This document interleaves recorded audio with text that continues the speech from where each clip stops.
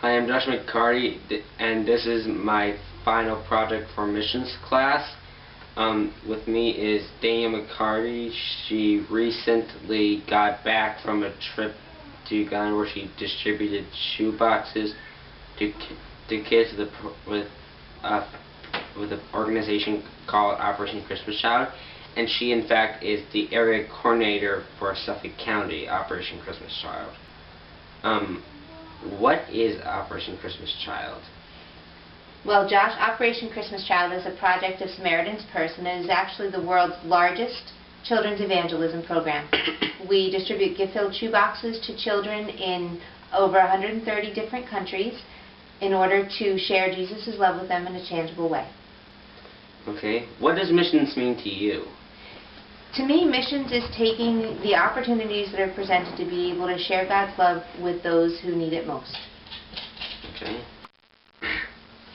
Tell me about your trip to Uganda you just got back from. Well, Josh, I was invited to be a part of a team going to Uganda on what we call a harvest trip to pass out shoe boxes to children. I was on a team of 80 people. We were divided into 7 smaller teams, and each team did 6 shoebox distributions. So it was the largest distribution that's ever taken place in Uganda. We were able to go into orphanages, schools, local churches, even some prisons that where we did the distributions. Many of the children that we worked with came from Muslim communities or were in communities that were steeped in witchcraft. And we were able to hand out the shoe boxes. Each distribution was somewhere between 100 and 300 children that were a part of the distribution.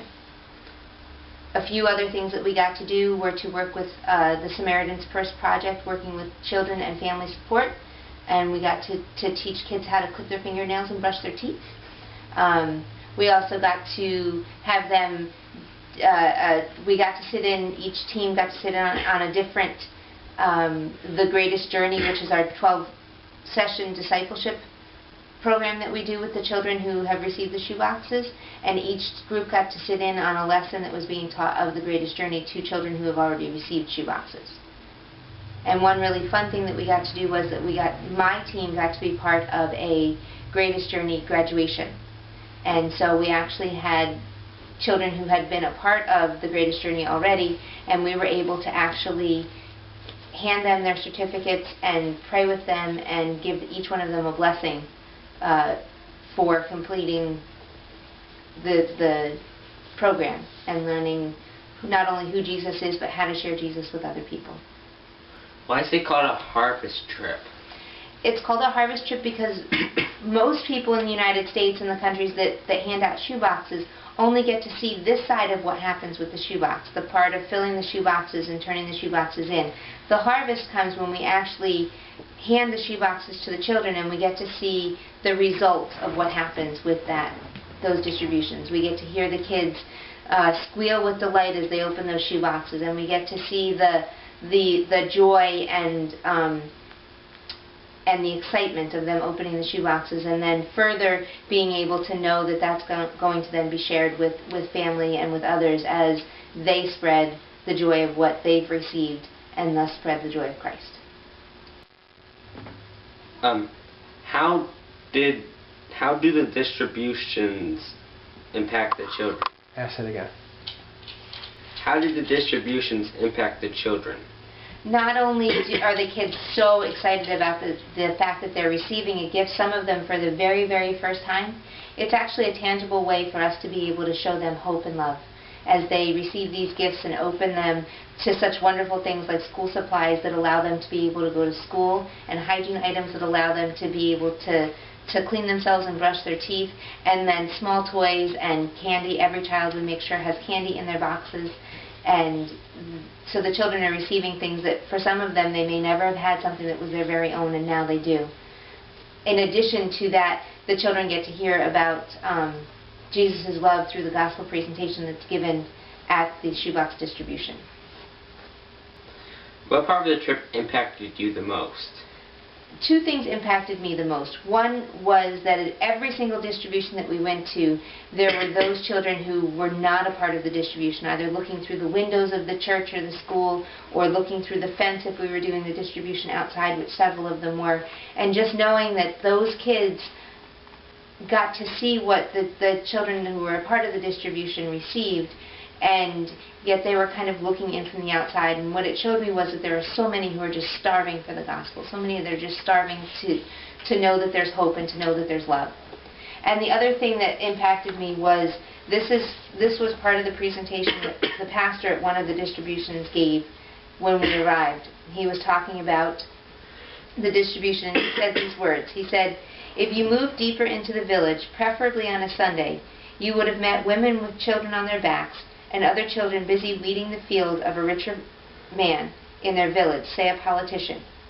Asking why they are not at church, they would answer, 'Which type of God is that who cannot see that I have nothing to feed my children? Which type of God is that who cannot heal my sick child I left at home?' You would be speechless. The devil has used poverty, disease, and illiteracy to eat away God's children, especially in these villages.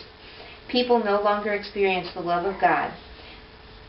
This has made taking the gospel to such desperate people a steep battle.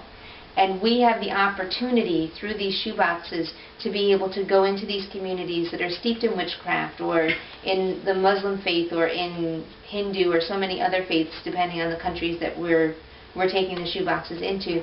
We have the opportunity to then go into these communities and to show God's love to these children, to love on them, to hug them, to hold them, and to be able to show them that God is there, and He does understand, and He does see them with their sick children or see them in their poverty, and He cares. And these shoeboxes are kind of missiles going to the far corners of the earth to be able to show that. And that was something that really impacted me as I saw that tangibly played out in front of me. Thank you for doing this. You're welcome. So how can others get involved in Operation Christmas Child? Well, Josh, there is the opportunity for sure for anyone who would like to pack a shoebox and drop it off at one of our drop-off sites on the third week of November every year. In addition to that, people can be a part of the area team and work year-round with Operation Christmas Child, showing others how to be involved either with community groups like schools or Girl Scouts or with churches and encouraging their churches to be involved.